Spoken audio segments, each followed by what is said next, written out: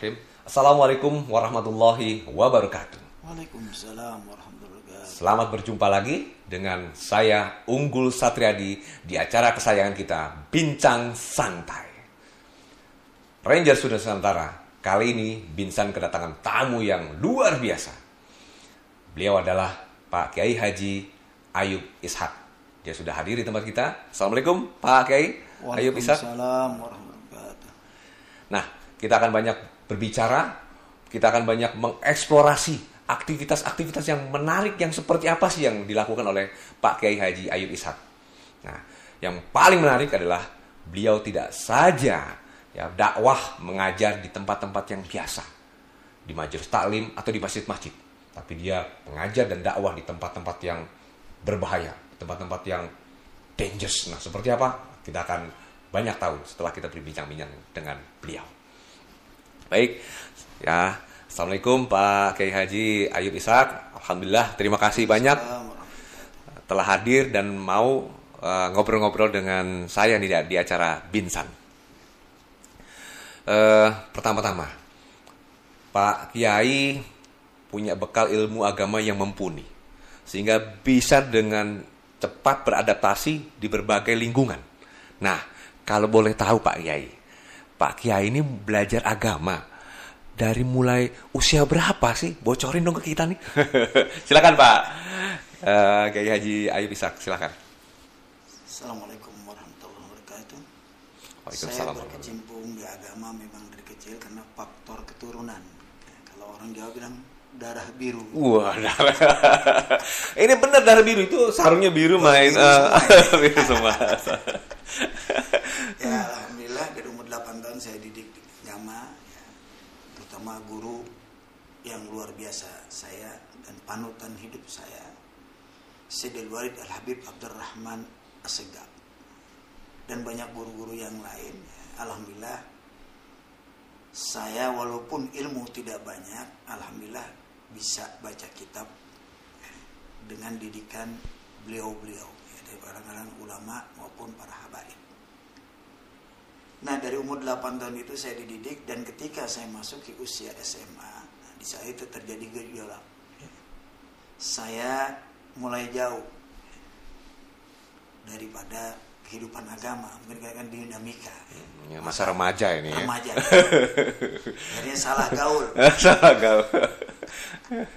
Ketika saya salah gaul itulah, ya, saya baru tahu, ya, karena saya tidak terkena sama sekali dengan perbuatan yang keji, termasuk zina maupun narkoba. Walaupun di tengah-tengah saya itu banyak begitu teman-teman yang ya, kecanduan. Artinya Pak Yai hidup di tengah-tengah lingkungan yang memang banyak pengguna narkoba, meminum, tapi alhamdulillah ya dijaga oleh Allah ya, alhamdulillah.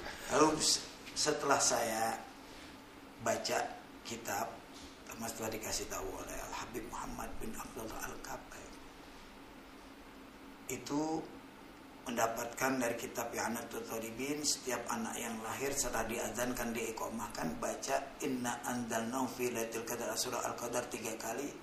Nah, itulah yang bisa menjaga anak-anak kita dijauhkan daripada perbuatan keji atau pergaulan bebas. Ya, alhamdulillah saya terhindar dari perbuatan yang demikian, karena ini jasa orang tua saya, dan ini saya terapkan. Terus saya minta sama Allah juga punya keturunan yang ini yang baik, yang betul. Saya juga sambil ngajar. Ya. Ngajar itu terjadinya ngajar emang sebenarnya tadinya saya lagi agak jauh ketika kakak saya Kiai Fahroji Ishak almarhum. Nah, itu beliau terlambat datang. Ketika terjadi kekosongan, saya diminta oleh orang tua saya menemani anak-anak yang memperdalam ilmu alat atau ilmu tadris. Ketika mereka nanya, saya menjawab langsung. Mereka mengatakan besok kalau tidak ada Ustadz Bahru Razi, ya Ustadz Ayub, adanya aja Ayub yang ngajar. Jadi Pak Yai mengawali dakwah mengajar itu menggantikan almarhum kakak nih, Masya Allah. Waktu itu terjadi macet di jalan, sehingga Pak Kiai ini yang gantiin ya. Tapi respon dari murid-muridnya, majelisnya, alhamdulillah positif ya. Positif. Ya. Nah, Itu boleh tahu Pak, ya itu usia berapa tuh? Mulai dakwah, mulai ngajar. Itu mungkin sekitar umur 18-an. 18 tahun ya. 18-19. Tapi belum nikah nih ya?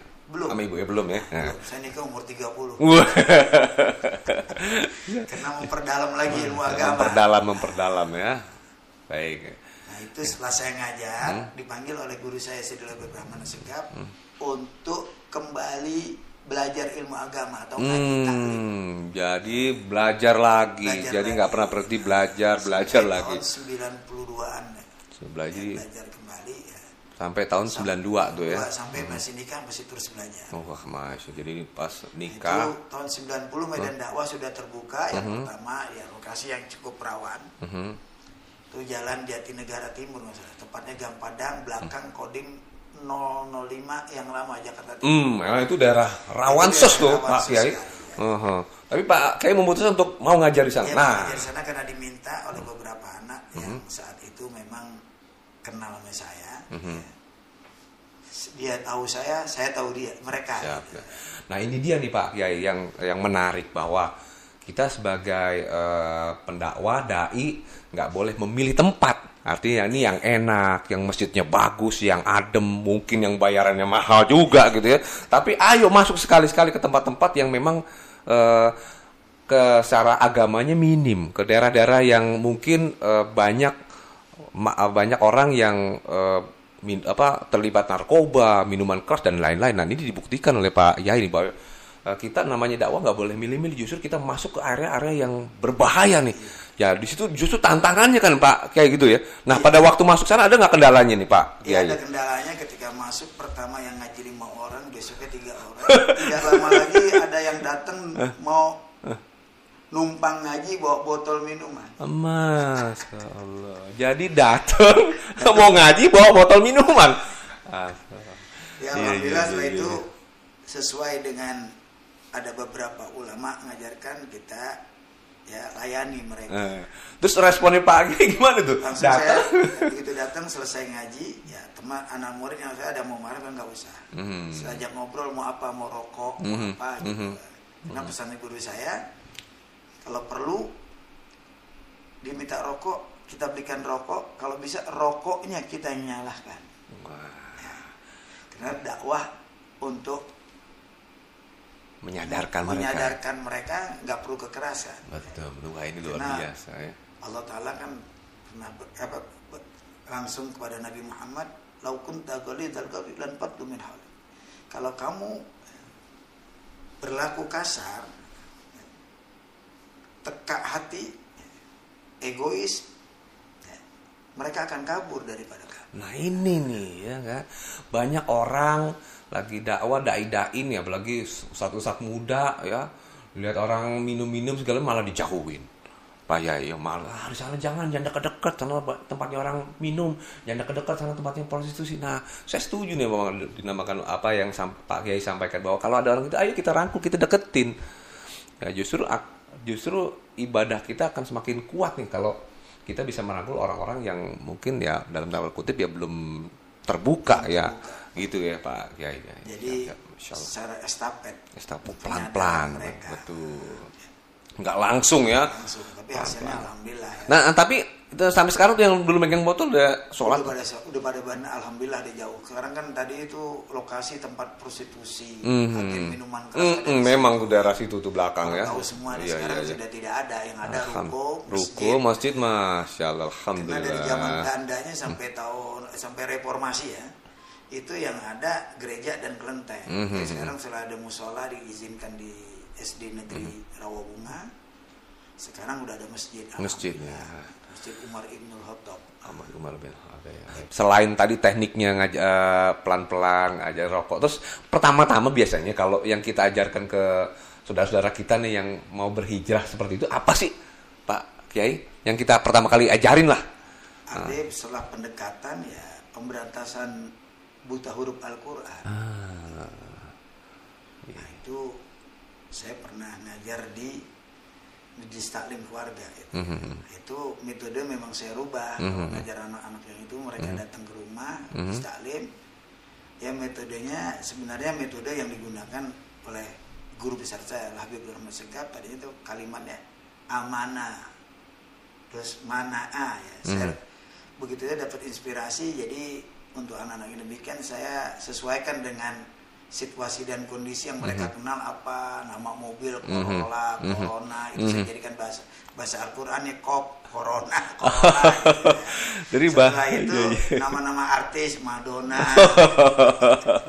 Ya. Jadi ngajarnya nggak dari Rasulullah terus batasan enggak ya, acak, gitu. Langsung dari kata atau kalimat yang mereka sering dengar gitu Pak. Suzuki gitu. Tulisannya gimana belajarnya? Iya. Pertama itu, tapi alhamdulillah mereka sudah banyak juga yang sebentar sudah bisa baca. Gitu. Ya mungkin kalau dia ingat pertama kali diajarin sama Pak Kiai ketawa juga. Guru belajarnya Suzuki nih ya. Madonna gitu. Madonna gitu. Jadi alhamdulillah mereka sudah lepas dari buta huruf Arab ya, bahasa Arab ya. Alhamdulillah bisa baca Quran.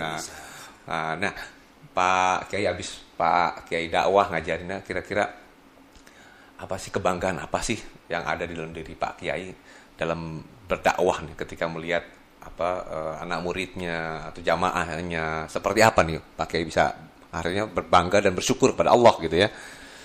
Ya berbangganya kita bisa meluruskan orang yang tidak lurus, dari yang tidak benar menjadi benar gitu ya. Dan selalu ingat pesan orang tua. Ya, kita dakwah semata-mata karena Allah.